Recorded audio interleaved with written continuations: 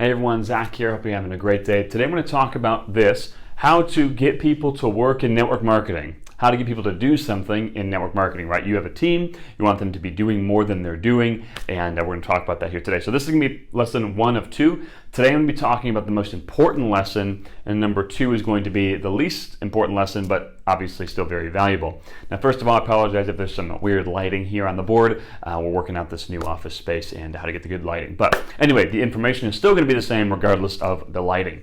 So this is how to get people to work in network marketing. Now, the reason people ask this is because people are in their team are probably not doing what we want them to do. Now, this can be translated into how do I get someone to do something that they don't want to do, right? So if we have a team, I think if you're watching this video, you know that you probably had people on your team before, or maybe you have people now, and you most likely have more people not doing as much as they said they would do than you have people that are doing what they said they would do. So our goal is to increase that number so that more people are doing what they said they would do and shooting for their goals. Now, the thing that's always baffled me is, how is it that I want them to succeed more than they do, right?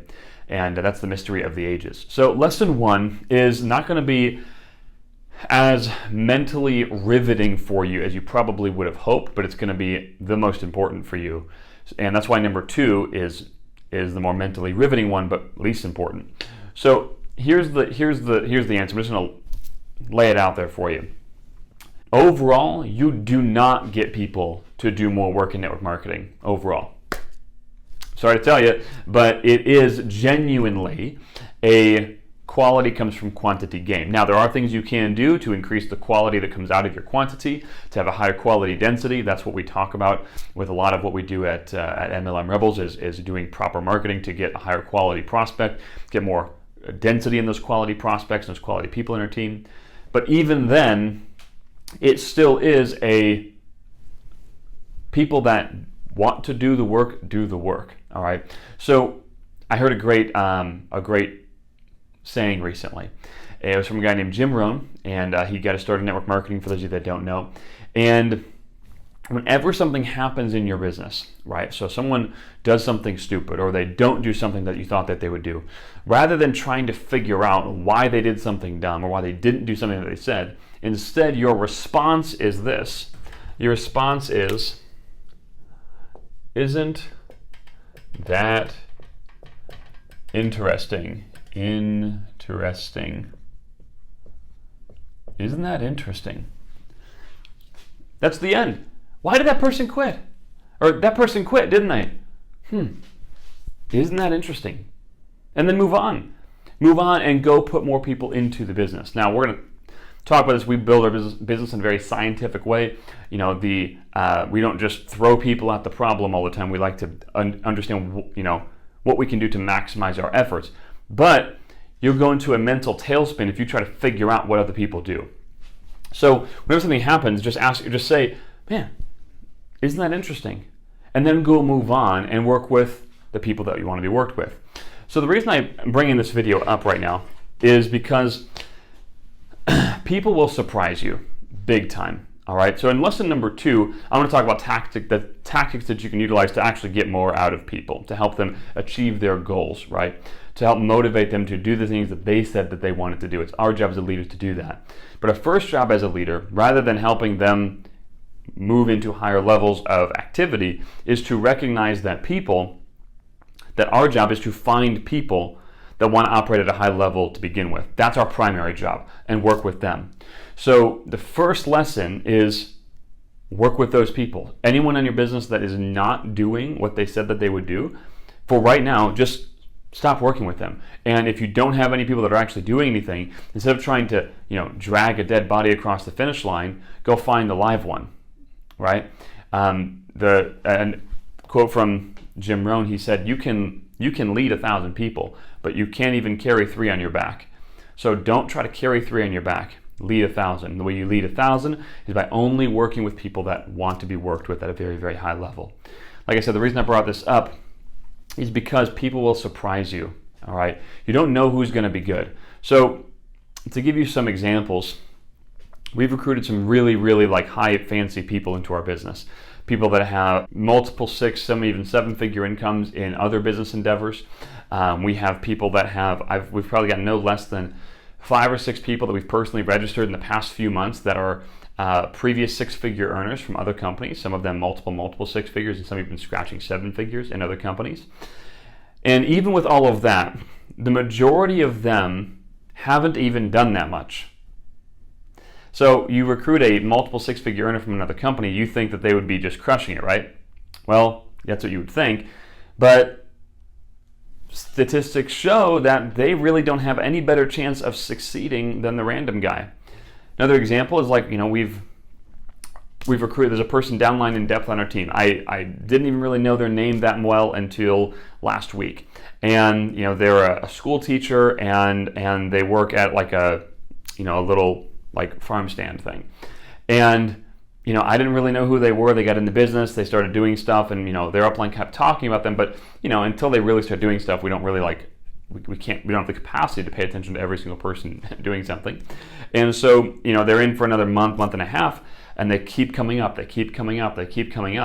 and they start getting some really good results. And she's putting in all the work, she's adjusting quickly, she's taking quick coaching, and this gal came out of nowhere. This is some random gal who, you would have never really thought she would have crushed it or done well. We've got people that we've invested tons of time and money into, that we thought would be kind of the next big thing, with everything we thought would be the next big thing. And, out of nowhere, they make a crazy change. What I used to do is I used to dissect, why did that happen? What did I do wrong, right? Where did this go haywire? The reality is people are people, and people do weird things, including me. We all do things that are kind of weird. And